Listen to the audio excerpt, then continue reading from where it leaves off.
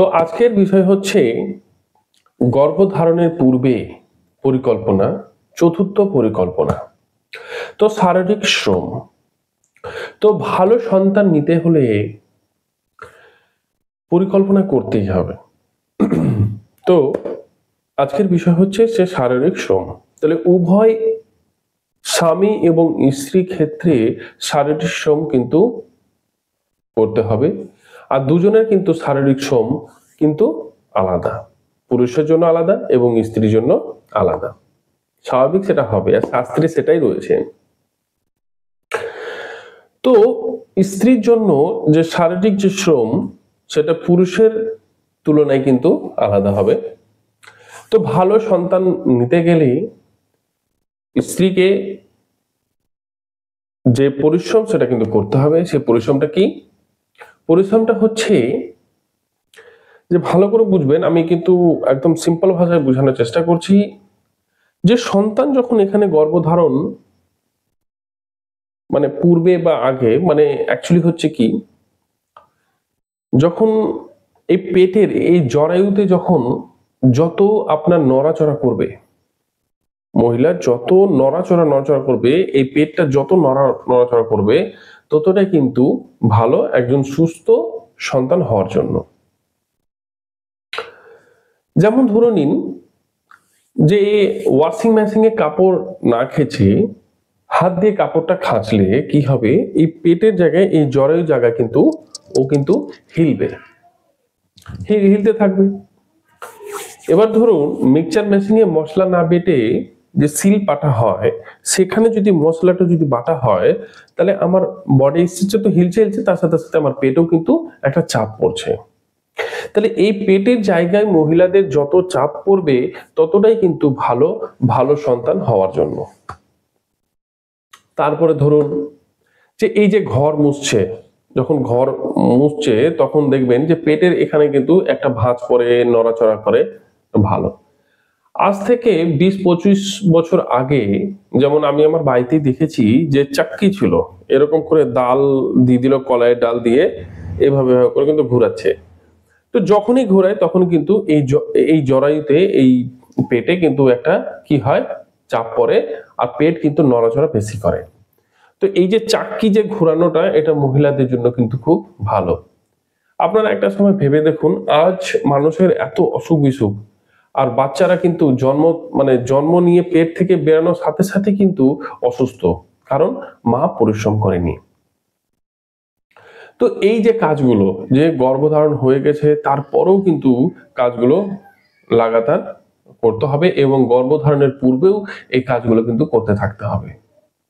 তাহলে কিন্তু ভালো সন্তানের কিন্তু অবশ্যই আশা করতে পারবেন। যদি না করেন, তবে আজকে দেখুন যে অসুখ বিসুখে ভর্তি, আজকে পেট থেকে বেরানোর সাথে সাথেই কিন্তু যে অসুখ বিসুখে প্রচন্ড কিন্তু ভর্তি রয়েছে। তারা কিছুদিন পর পর ডাক্তার কাছে যাচ্ছেন, কিছুদিন পর পর ডাক্তার কাছে যাচ্ছেন। তো আগে আমিও হিসাবে আপনি দেখবেন যে মাদের কিন্তু তখন কিন্তু মিলও থাকতো না। আমি আমার মায়ের কথা বলছি। তো মা বলতো ধানটাকে এভাবে করে একটা বড়শির মধ্যে দিয়ে কিন্তু কুটতে হতো। তো এই যে শারীরিক শ্রম, পেটের মধ্যে চাপ, এই চাক্কি এভাবে করবে ডালটাকে, কলাইটাকে ভাঙার জন্য, বা আটা চাক্কিতেই করার জন্য, তখন কিন্তু বিশাল কিন্তু পরিশ্রম হতো। এর ফলে কিন্তু আগেকার সময়ে ছেলে সন্তানটা কিন্তু বেশ শক্তিশালী কিন্তু হতো। কিন্তু আজ সেটার কিন্তু টোটালটা বিপরীত, যে না না না। তো একদম বিনা পরিকল্পনা ছাড়াই সন্তান নেওয়ার ফলে কিন্তু আজ কিন্তু এই সমস্যাগুলো কিন্তু ছেলেমেয়েরা অসুস্থ হচ্ছে। তো এবার আরেকটা বিষয় দেখুন, রুটি যখন আপনি বেলছেন, তো কিভাবে, যেমন বলছে যে খাবার কখন, আপনি খাবার যখন রান্না করছেন, তো অবশ্যই কিন্তু দাঁড়িয়ে কিন্তু রান্না করাটা উচিত না, আপনি বসেই কিন্তু রান্না করাটা উচিত। কিন্তু এখন তো সব কিচেন রুম সম্পূর্ণ আলাদা হয়ে গেছে, সবাই দাঁড়িয়ে রান্না করছে, যেটা এক প্রকার কিন্তু ক্ষতি। যেমন আগে মানুষ খড়িতে রান্না করতো, তো কি করতো, নিচে বসে কিন্তু রান্নাটা করতো, এটা কিন্তু খুব উপকার। আর দাঁড়িয়ে রান্না করার জন্য কিন্তু আরো সমস্যা হচ্ছে।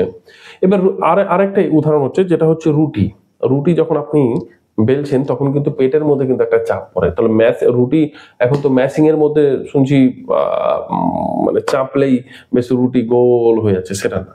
কিন্তু এইভাবে করে চালানো মানে রুটি একটা যখন ইসের উপর যখন আপনি বেলছেন তখন কিন্তু গোল হচ্ছে। তো এই যে পেটের উপর চাপ পড়ছে এটা কিন্তু আপনার ভালো সন্তানের জন্য কিন্তু খুব কার্যকর। তো এই রকম কিন্তু প্রচুর কাজ আছে যেটা আপনারা করতে পারেন। তো মোটামুটি ভাবে প্রত্যেক দিন 24 ঘন্টায় মাত্র 15 মিনিট করবেন। কেউ যদি কেউ যদি না পারেন তো মোটামুটি ভাবে অন্তত প্রত্যেকটা দিন 15 মিনিট, দিনে মাত্র 15 মিনিট কিন্তু এই পরিশ্রমটা কিন্তু একজন স্ত্রীর ক্ষেত্রে এটা করতে হবে, একজন মায়ের ক্ষেত্রে কিন্তু এটা করা উচিত। এবং যদি আমি পুরুষদের ক্ষেত্রে নিই, তো আগে তো কৃষক হাল চালাতো, এখন তো ট্র্যাক্টর। এখন তো আর সেই ব্যাপার নেই যে বলদ চলছে, তারপর লাঙ্গল লাগিয়েছে মাটির মধ্যে চলছে, এখন তো সেই পরিশ্রমটা তো নেই। তো বিষয়টা হচ্ছে যে তাদের একটাই কাজ হচ্ছে, সেটা হয়তো ধরুন যে বাড়িতে আছেন, সময় পাচ্ছেন না, তো কি করবেন যে এই সিঁড়িতে নামা ওঠা এটাই কিন্তু 5 মিনিট 10 মিনিট প্রত্যেকদিন করবেন। তাহলে এতে কি হবে, পরিশ্রম। এবং যদি এটাও না হয় তাহলে কিন্তু মোটামুটি ভাবে আপনি 4 থেকে 5 কিলোমিটার পর্যন্ত কিন্তু হাঁটবেন। তাহলে হাঁটাটা হচ্ছে সবচেয়ে বেশি গুরুত্বপূর্ণ, এবং সকালে হাঁটা থেকে সন্ধ্যার হাঁটাটা কিন্তু অনেক বেশি উপকার। সন্ধ্যে 6টায় আপনি খাওয়া দাওয়া করে নিলেন, খাওয়া দাওয়া করে 10-15 মিনিট রেস্ট নিয়ে আপনি কিন্তু 4-5 কিলোমিটার হেঁটে ফেলবেন।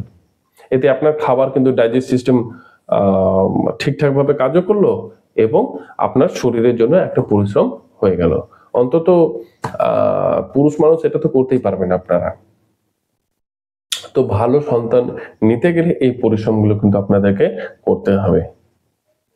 তো আজ বিনা পরিকল্পনা ছাড়াই ছেলে মেয়ে সন্তান হচ্ছে, তারা কিন্তু আজ বাবা মাকে মারছে, বাবা মার কথা শুনছে না, অভদ্র ব্যবহার করছে, পড়াশোনায় ভালো না। আপনি হাজার টাকা মানে লাখ লাখ টাকা খরচা করে দিচ্ছেন, তবু ভালো সন্তান হতে পারছে না, বাবা মাকে ছেড়ে দিচ্ছে, তার মধ্যে সহানুভূতি নাই, প্রেম নাই, আবার জন্ম থেকে বেরোনোর সাথে সাথে তাদের অসুখ বিসুখ এই যে লেগে রয়েছে। আজ সোসাইটির মধ্যে কিন্তু আশেপাশে ভরে গেছে একটাই কারণ, সেটা হচ্ছে বিনা পরিকল্পনায় সন্তান নেওয়ার কারণে কিন্তু এই সমস্যাগুলো হচ্ছে। আজকে হয়তো আপনাদের মনে হবে এই কথাগুলো বিশ্বাস হচ্ছে না, কিন্তু একটা সময় আপনারা কিন্তু ভাবতে বাধ্য হবেন যে কথাটা ঠিক বলেছিলাম। তো এটাই হচ্ছে বিষয়।